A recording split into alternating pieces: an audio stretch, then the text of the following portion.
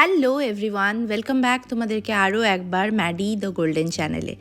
আজকে তোমাদেরকে নিয়ে যাব স্বপ্নের মতো সুন্দর একটা জায়গায়, ভিয়েতনামের মনোমুগ্ধকর হ্যালং বেতে। এমারেল্ড গ্রিন কালারের এই জল আর প্রচুর চুনাপাথরের দ্বীপ, রহস্যে ঢাকা প্রচুর গুহ, যার কিছুটা আজকে আমরা এই ক্রুজ থেকে কভার করব। এখন একদম ভোরবেলা, আর এখানে পুরো মনে হচ্ছে প্রকৃতি যেন পুরোটাই নিজের হাতে সাজিয়ে রেখেছে। আমরা একটা বিলাসবহুল ক্রুজে উঠেছি, যার ভ্লগ আগের একটা ভ্লগে শেয়ার করেছিলাম, লিঙ্ক ডেসক্রিপশন বক্সে দেওয়া রয়েছে, ডরিস ক্রুজ। আর আজকে এখান থেকে হালং বের যে ট্রিপটা আমরা করব, তার সৌন্দর্য, শান্তি, অনুভূতি এগুলো সব এই ভ্লগে তোমাদের সঙ্গে শেয়ার করব। আশা করি আজকে তোমরা ক্যামেরা থেকে চোখ সরাতে পারবে না। হ্যালং বে প্ল্যান করলে আজকের এই ভ্লগটা তোমাদের জন্য খুবই ইনফরমেটিভ একটা ভ্লগ হতে চলেছে।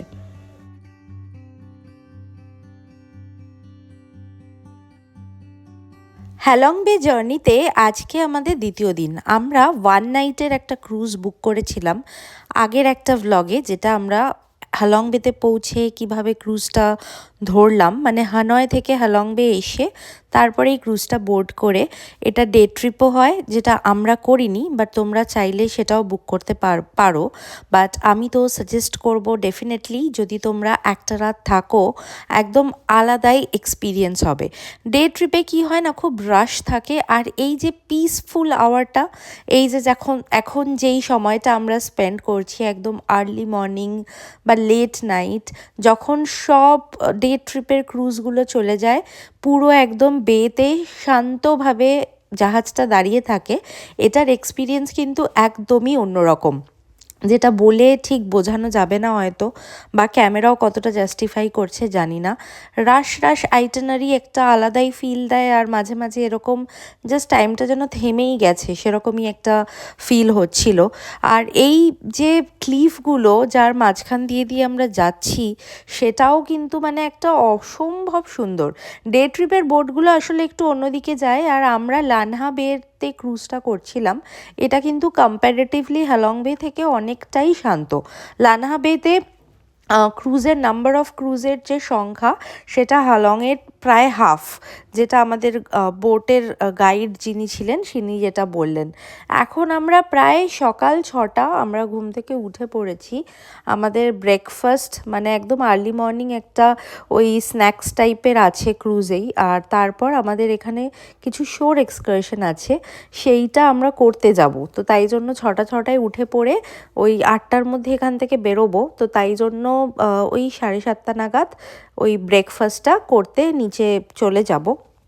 গিয়ে তারপর যে এক্সকারশনটা করব, সেটাও ডেফিনেটলি তোমাদের সাথে শেয়ার করারই আছে। আমি এই পুরো ক্রুজের এক্সপিরিয়েন্সটাকে কিন্তু পুরো আমার এই যে ট্রিপটা আমি ভিয়েতনামের সিরিজটা দেখাচ্ছি, তার মধ্যে একদম টপ রেটিংয়ে দেব।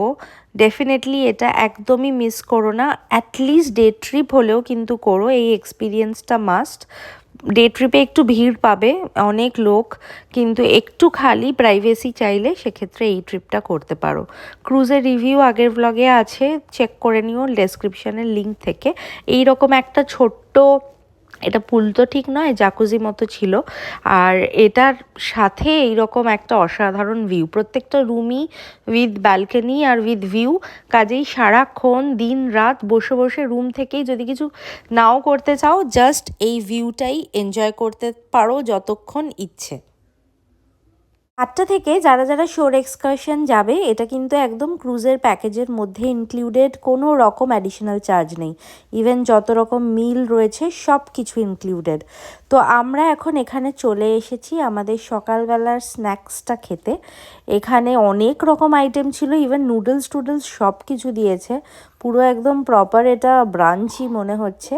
স্যান্ডউইচ থেকে নুডলস, ফ্রুটস, ইভেন বেশ কিছু ক্রসো অ্যান্ড এভরিথিং ছিল।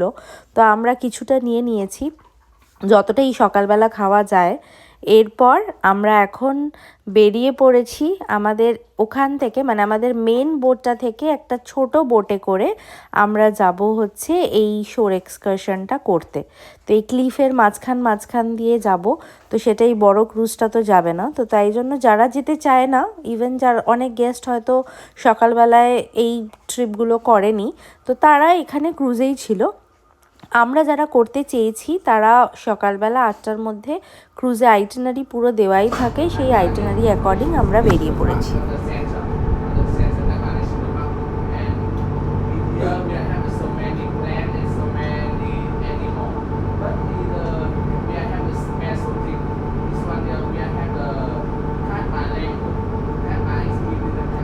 মাত্র 15 মিনিট এই স্পিডবোটটা দিয়ে আসার পর লাইফ জ্যাকেট পরে এইবারে আমরা রেডি। আমরা পৌঁছে গেছি আমাদের পিয়ারে, যেখান থেকে আমরা ছোট্ট ছোট্ট বোটগুলো ধরবো, আর যেগুলো একদমই হ্যান্ড বোট, হাতে চালিয়ে চালিয়ে কেভ, মানে এই যে স্টোন কেভসগুলো আশেপাশে রয়েছে তার একদম কাছে কাছে আমরা পৌঁছে যাব। তাই জন্য এই মেন বোটটা ছেড়ে এইবারে এই হ্যান্ড বোটটাতে শিফট হলাম। ভিয়েতনামের প্রচুর ভ্লগে তোমরা এই হ্যালং বে দেখেই থাকবে, তবে হ্যালং বে থেকে যে শোর এক্সকারশনসগুলো হয় সেটা অনেকে করে অনেকে করে না। তবে আমি কিন্তু ডেফিনেটলি রেকমেন্ড করব। সকালবেলাটা একটু ঘুমের ব্যাঘাত ঘটে ঠিকই, তবে ডেফিনেটলি এটা কিন্তু একটা মাস্ট, খুবই রিফ্রেশিং।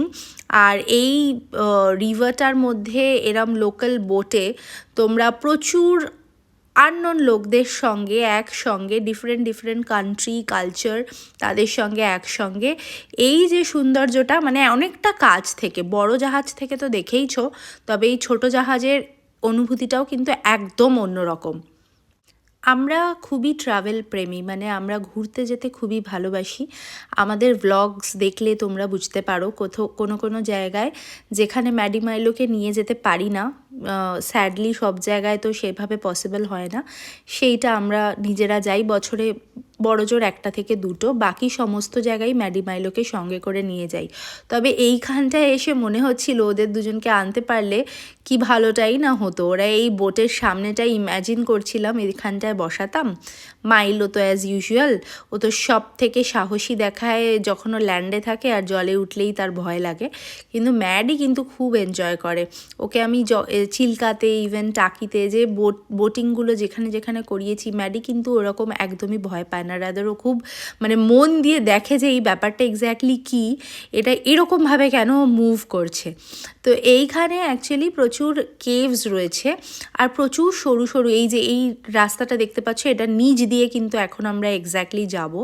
আর ইভেন তোমরা যদি কায়াকিং করতে একটু অ্যাডভেঞ্চার লাভার হও, কায়াকিং করেও যেতে পারো। তবে আমরা দেখেছিলাম একটা ফ্যামিলি এই গ্যাপটা দিয়ে বেরোতে খুব স্ট্রাগল হচ্ছে, বিকজ এই পাশ দিয়ে যে বোটগুলো যাচ্ছে এদের স্পিডের সাথে কায়াকিংয়ের বোর্ডের স্পিডটা মিলছে না, যার ফলে ওরা ওখানে কোনোভাবেই বেরোতে পারছে না ওইটুকু জায়গা। লাস্টে সমস্ত লোকাল বোটরা মিলে হেল্প করে এই চ্যানেলটুকু পাস করালো। এটা কিন্তু খুব মানে ওরা মানে ওই দিকের বোট এদিকের বোটের সাথে কমিউনিকেট করে তারপরে এই মাঝের জায়গাটা ক্রস করা হচ্ছিল। বাট খুবই ভালো এক্সপিরিয়েন্স। এরকম কিছুটা আমরা ফুকেটেও করেছিলাম, ওটা ম্যানগ্রোভের মধ্যে ছিল, আর এটা তো পুরো স্টোন কেভ। এই মাঝখান দিয়ে আমরা এপার থেকে ওপারে হব।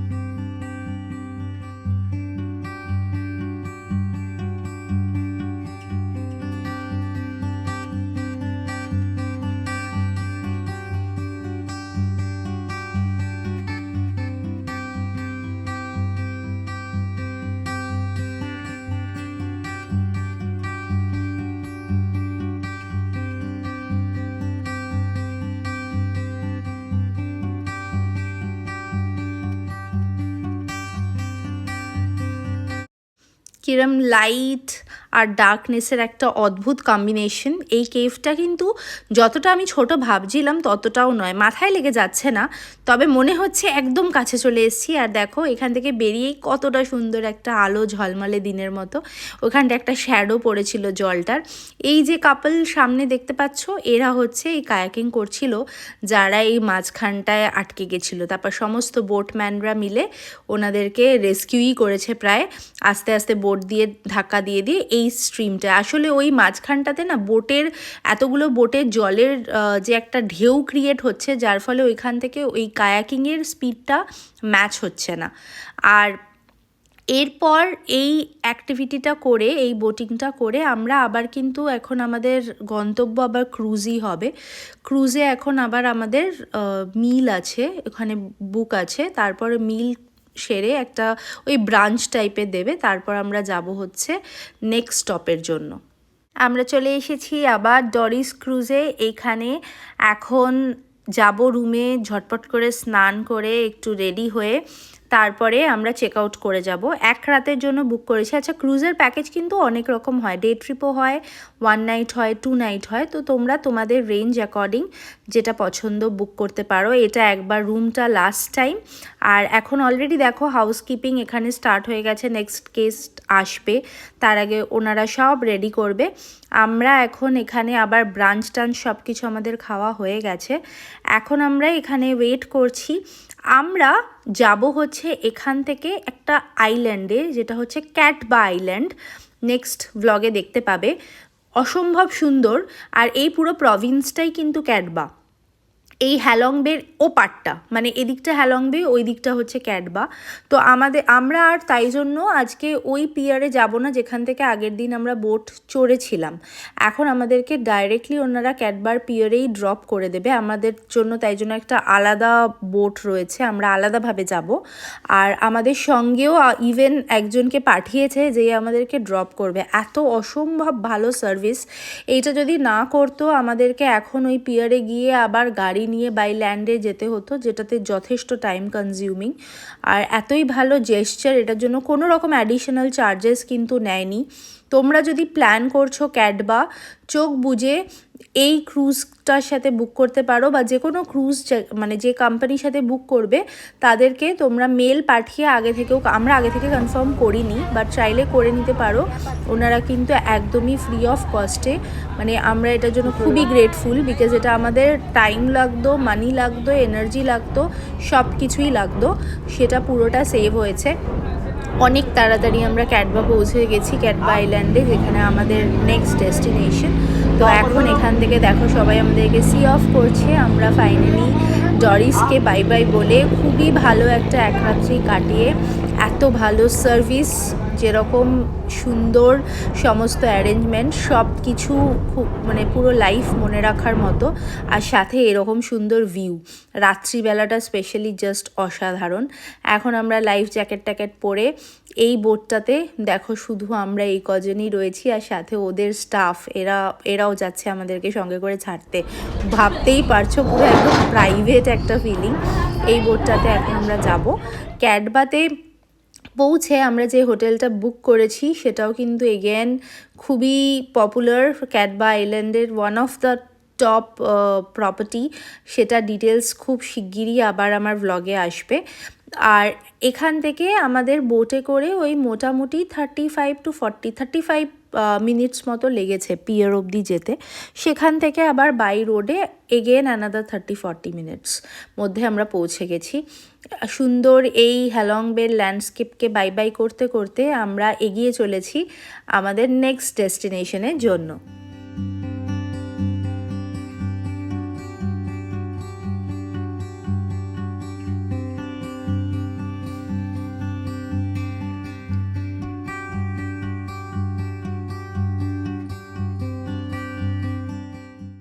এই অসম্ভব সুন্দর সবুজ জলরাশি আর ল্যান্ডস্কেপকে সাথে করে নিয়ে আমরা এগোচ্ছি।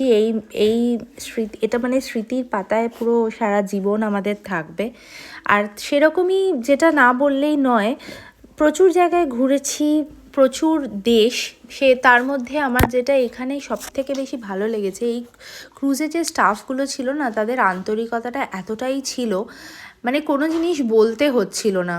খাবার, কে কীরকম খাবার খেতে পছন্দ করছে ওরা বুঝে যাচ্ছে, মানে জাস্ট অবজার্ভ করে সেরকম নিয়ে আসছে। কার কোনটা বেশি ভালো লেগেছে সেটা আবার রিফিল করে দিচ্ছে। আর এই লাস্টে যে সার্ভিসটা ওরা আমাদেরকে দিয়েছে, আমরা অ্যাকচুয়ালি খুবই টেনশনে ছিলাম, যেহেতু ক্যাটবা একটা আইল্যান্ড, আর এখানে ফেরি সার্ভিস আবার নিতে হবে, কিছুটা বাই রোডে আসতে হবে, কেবল কার, আদারওয়াইজ কেবল কারের অপশান আছে।